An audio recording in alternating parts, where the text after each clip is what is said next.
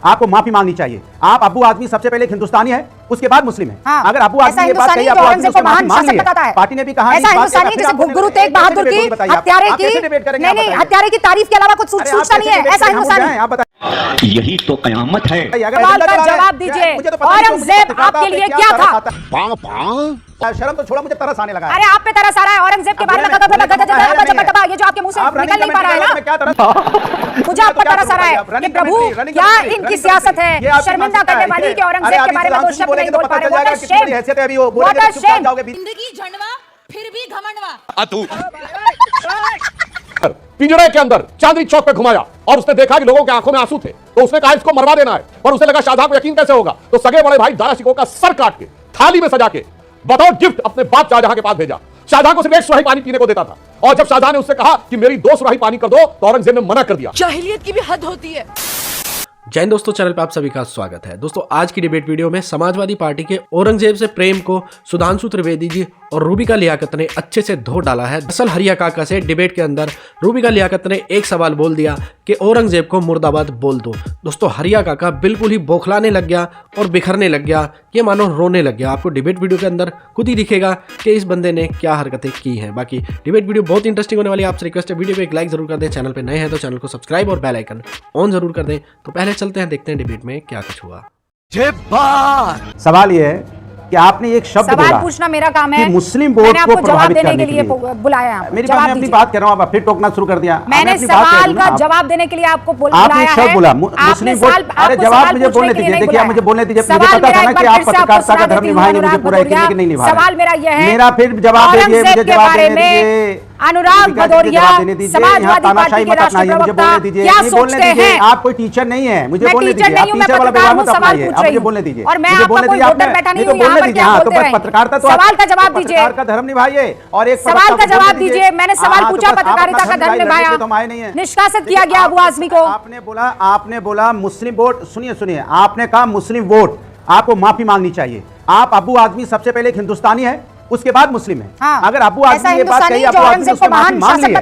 Party ने भी कहा ऐसा हिंदुस्तानी जैसे गुरु तेग बहादुर की हत्यारे की नहीं हत्यारे की तारीफ के अलावा कुछ सूचना नहीं है। ऐसा हिंदुस्तानी आप बताइए, यही तो कयामत है। अगर आपको नहीं बोलने देना तो मुड़ जाए, बताइए। नहीं आज आप फंसे हुए हैं ना, इसलिए बार-बार इस तरीके का विक्रम कार्ड खेल रहे हैं। बताइए ना औरंगजेब के बारे में क्या सोच रहे हैं? अभी मैं तो किसी से खौफ नहीं खाती, मैं तो नहीं खाती किसी से खौफ। आक्रांता कहूंगी, औरंगजेब को क्रूर कहूंगी। कहिए ना, आपको कौन डरा रहा है? क्यों डर रहे हैं? देखिए ना, मुझे बताइए गुरु तेग बहादुर के हत्यारे को आप क्या कहेंगे? अनुराग भदौरिया, अब मैं बोल रहा हूं, आप हल्ला मचा रहे हैं। बताइए गुरु तेग बहादुर के हत्यारे को क्या कहेंगे आप?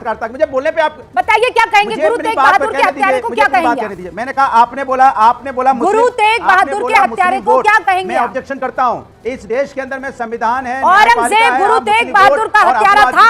आप उस शख्स के बारे में क्या कहेंगे? बताइए मुझे। आज नहीं छोड़ूंगी सर। भाई ये कैसा एजेंडा चलाती हैं? थोड़ा नहीं सर, आज नहीं बख्शूंगी। आप मुझे बोलने नहीं दे रहे हैं। औरंगजेब की तारीफ कीजिएगा तो मैं एजेंडा चलाऊंगी। औरंगजेब की तारीफ कीजिएगा तो मैं एजेंडा चलाऊंगी। औरंगजेब की तारीफ कीजिएगा, मैं एजेंडा चलाऊंगी। कह रही हूं डंके की चोट पर चलाऊंगी। आपको एजेंडा चलाने की सवाल का जवाब दीजिए।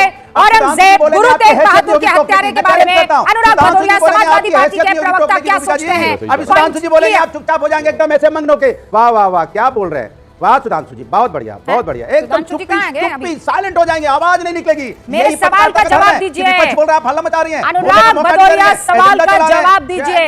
औरंगजेब आपके लिए क्या था? शर्म तो छोड़ो, मुझे तरस आने लगा। अरे आप पे तरस आ रहा है औरंगजेब के बारे में, ये जो आपके मुंह से निकल नहीं पा रहा है ना, मुझे आप पर तरस आ रहा है कि प्रभु क्या इनकी सियासत है, शर्मिंदा करने वाली कि औरंगजेब के बारे में दो शब्द नहीं बोल पा रहे। व्हाट अ शेम, जिंदगी झंडवा फिर भी घमंडवा। आपने कहा मुस्लिम वोट, मैंने कहा अबू आदमी सबसे पहले हिंदुस्तानी है, आपने तुरंत मुस्लिम से जोड़ दिया। इस देश के अंदर में हिंदू मुस्लिम सिख ईसाई सबसे पहले हिंदुस्तानी है, उसके बाद वो मुस्लिम है, हिंदू है, सिख ईसाई जैन है, या किसी भी जाति के। मैंने कहा अबू आदमी ने जो शब्द बोला उस पर उन्होंने अपनी माफी मांग ली है, और हमने भी कहा इस बात को बार बार कि हम उनके शब्दों के साथ नहीं है। और उसी बात को आज क्या हुआ, आज जब समाजवादी पार्टी राष्ट्रीय अध्यक्ष ने कहा क्या अभिव्यक्ति की जो हमारी बात है, अगर कोई कहना चाहता है औरंगजेब के परिप्रेक्ष्य में नहीं है, परिप्रेक्ष्य इसमें है कि सत्ता पक्ष के साथ खड़े हो जाती है पत्रकार जगत भी। अरे विपक्ष कोई बात कहता है तो वो आजादी दे दीजिए ना, मुझे बोलने दीजिए ना। हमने कहा औरंगजेब की बात तो बहुत हो गई, लेकिन आम आदमी के जनता की अगर इसे सत्ता पक्ष के साथ खड़े रहना कहते हैं तो कहिए, मुझे कोई फर्क नहीं पड़ता है। औरंगजेब जैसे शासक के बारे में आप लोग यहाँ तारीफें करते रहेंगे। रनिंग कमेंट्री 40 सेकंड से ऊपर दे दिया आपको मैंने। कहिए ना औरंगजेब के बारे में 2 शब्द। काहे परेशान हो रहे हैं? 2 शब्द बोल दीजिए ना, 2 शब्द बोल दीजिए। अच्छा नहीं बोल पा रहे, इतना बोल दीजिए औरंगजेब मुर्दाबाद, इतना बोल दीजिए, मैं बात खत्म कर लूंगी, पूरा शो आपको दे दूंगी मैं। बोलिए औरंगजेब मुर्दाबाद। तो रहिए तो बोलेगा कोई। हाँ बोलिए, आप चुप रहिए ना, बोलिए। मैंने क्या सुनी, मेरी बात सुनिए। अरे मेरी बात सुनिए, हमने पहले मेरी बात सुनिए ना, एजेंडा मत चलाइए। अभी आपसे पूछेंगे कि बोलिए, यहाँ पे उनसे बुलवाइए रमेश बिदुड़ी मुर्दाबाद बोल के दिखा देंगे। बुलाइए रमेश बिदुड़ी को, मैं पूछूंगी सवाल, मैं करवाऊंगी मुर्दाबाद। मुझे मत ज्ञान दीजिए। कल डिबेट में वोट से मुर्दाबाद बुलवा चुकी हूं मैं। संतोष देशमुख की जो आप झूठे इंसान हैं और आप बेशर्मी कर रहे हैं सीधे तौर पर। आपने अकारण अनुराग भदौरिया जी को समस्या में डाला। अरे जो बाबरी परंपरा के साथ खड़े रहे, जो बाबरी के साथ खड़े रहे, तो बाबर के खानदान के साथ तो खड़े ही रहेंगे औरंगजेब के साथ। और मैं दर्शकों से कहना चाहता हूं, 2017 के उत्तर प्रदेश विधानसभा चुनाव से पहले मुलायम सिंह यादव जी ने टाइम्स ऑफ इंडिया को इंटरव्यू देते समय यह कहा था कि मेरा बेटा औरंगजेब हो गया। कोई जाके चेक कर ले, 2017 के यूपी, उस समय अखिलेश जी मुख्यमंत्री थे। तो ये इसलिए समस्या है इनके लिए बोलने में, मगर हिंदू मुसलमान पे तो इनको समझ में आता है। शायद इनको लगता है कि हिंदुओं को कष्ट देने वाला, प्रताड़ित करने वाला, हत्या करवाने वाला उस जैसे व्यक्ति के साथ जोड़कर इनको कुछ कट्टरपंथी वोटों का फायदा हो जाएगा। मगर मैं कोट करना चाहता हूं कि औरंगजेब के लिए उसके बाप ने क्या कहा। बोल रहे कुछ बोलिए तो सही। मैं बताना चाहता हूं, शाहजहां को उसने जेल में रखा और जब आखिरी दिनों में वो इतना परेशान हो गया था। देखिए, मैं जो सवाल पूछ रही थी उसका जवाब देने के लिए एक भी फैक्ट गलत बोला हो, दर्शकों से कह रहा हूं, सारे लोग जाके चेक कर सकते हैं। अब मैं बताता हूं, शाहजहां को उसने आखिरी समय में जेल में रखा, वो तो अलग बात है। जो अभी आप रूबिका जी बता रही थी कि उन्होंने छत्रपति संभाजी महाराज को किस ढंग से अपमानित किया, उसने अपने सगे भाई दारा सिकोह को बंदी बनाकर पिंजड़े के अंदर चांदनी चौक पे घुमाया और उसने देखा कि लोगों के आंखों में आंसू थे, तो उसने कहा इसको मरवा देना है। पर उसे लगा शाहजहां को यकीन कैसे होगा, तो सगे बड़े भाई दारा शिकोह का सर काट के थाली में सजा के बतौर गिफ्ट अपने बाप शाहजहां के पास भेजा। शाहजहां को सिर्फ 1 सुराही पानी पीने को देता था, और जब शाहजहां ने उससे कहा कि मेरी 2 सुराही पानी कर दो, तो औरंगजेब ने मना कर दिया। तो दुखी होकर शाहजहां ने औरंगजेब को फारसी में एक शेर लिखा, और वो फारसी का शेर यह था कि ए पिसर तू अजम मुसलमानी, बापिदरे जिंदा आप तरसानी। अर्थात तू कैसा मुसलमान है जो जिंदा बाप को पानी के लिए तरसा रहा है। आफरीन बाद हिंदुवान सतबार, मैं 100 बार उन हिंदुओं को इस आफरीन करता हूं। दे देहंद पिदरे मुर्दाव दायम आब, यानी जो मुर्दा बाप को पानी देते तू जिंदा बाप को पानी में तरसा रहा। मैं चाहूंगा भाई हिंदू हो या मुसलमान, अपने घर में क्या चाहते हो। मैंने एक फैक्ट गलत बोला अनुराग जी, आपने पूरे अपने भाषण में फैक्ट एक नहीं बोला। मैं लाखों दर्शकों को संबोधित कर रहा हूं, आपको नहीं। कोई जाके चेक कर सकता है, मैंने एक फैक्ट बोला है, आपने कोई फैक्ट नहीं बोला है। मगर आप वो लोग हैं 21वीं सदी में औरंगजेब को क्यों लेके आए। मैं पूछना चाहता हूं, दुनिया का कोई देश बताइए जो अपने देश के ऊपर विदेशी आक्रमणकारी के बारे में महिमा और अभिव्यक्ति की स्वतंत्रता। औरंगजेब के लिए बोलने का मौका देंगे जब औरंगजेब पर आप बोलने की हिम्मत कर पाए। नहीं, आपको तो बीजेपी की बात करनी है रूबिका जी। बीजेपी नहीं, आज मुझे बीजेपी से मुझे कोई मतलब नहीं है, शिवसेना से कोई मतलब नहीं है, समाजवादी पार्टी से। औरंगजेब पर बोल पाएंगे कि नहीं, हाँ या ना का जवाब दीजिए मुझे। मैं पूछ,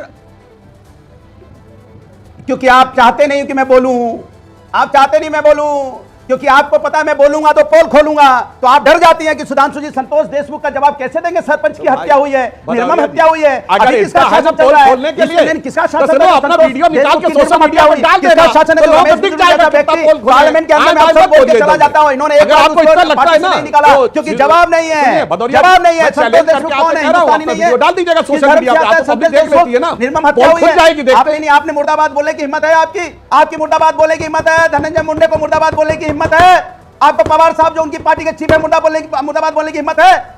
कौन था वो संतोष देशमुख? क्या संतोष देशमुख? एक व्यक्ति, आम व्यक्ति, सरपंच, जिसकी सरेआम दिनदाड़े हत्या कर दी जाती, निर्मम हत्या। जवाब देइए, आपके पास नहीं है, क्योंकि आप इतिहास में ले जाके देश को भटकाना चाहते हैं। हमने पहले बोला, फिर बोलता हूं कि औरंगजेब की वकालत नहीं करते। किसी को नहीं पड़ी थी, किसी को नहीं पड़ी थी, कब्र में है औरंगजेब, किसी को नहीं पड़ी है औरंगजेब की। कौन लेकर आया है? गड़े मुर्दे किसने उखाड़े हैं? अपने अबू आजमी को संभालिए ना, उनकी जुबान पर ताला लगाइए ना, तो जाकर हम ये सवाल पर भी पूछ लेंगे। सुधांशु त्रिवेदी 30 सेकंड संक्षेप में, और उसके बाद बाकी मेरे मेहमान। बोला ना सर, आपने बोला ना, वो आप ही स्क्रीन पर थे। सुधांशु त्रिवेदी वाला कौन, किसका शासन चल रहा है? कौन मुगल शासन तो नहीं आप चुप हो जाइए सुधांशु जी। कैसे हत्या हो गई? औरंगजेब पर मैं पूरा टाइम आपको भदौरिया, एक्सपोज क्या करूंगी, आर्टिकल शब्द बोलते नहीं बोल पाएंगे एक आप।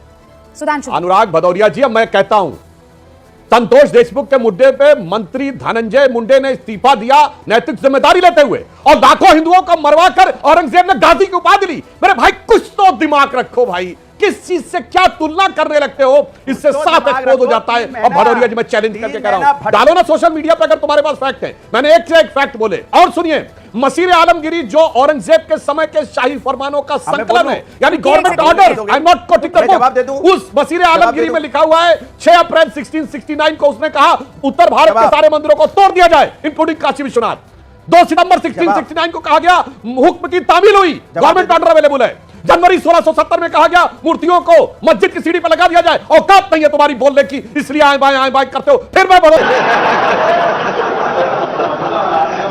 दोस्तों अगर आपने डिबेट वीडियो पूरी देखी है तो आप समझ पाए होंगे कि इस बंदे की औरंगजेब के सवाल पे क्या हालत है। बाकी आप इस वक्त के बारे में क्या कहना चाहते हैं कमेंट जरूर कर दें। फिर मिलते हैं एक और वीडियो के साथ, तब तक के लिए जय हिंद, वंदे मातरम, जय श्री राम।